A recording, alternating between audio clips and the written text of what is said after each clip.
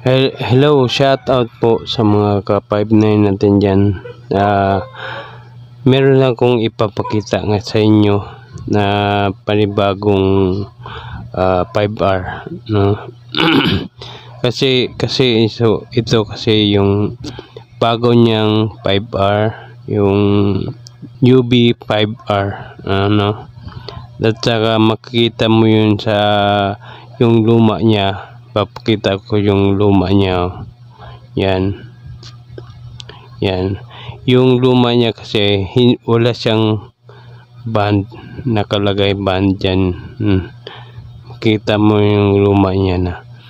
Tsaka yung dito niya okay naman, pero wala lang siyang band, nakalagay band.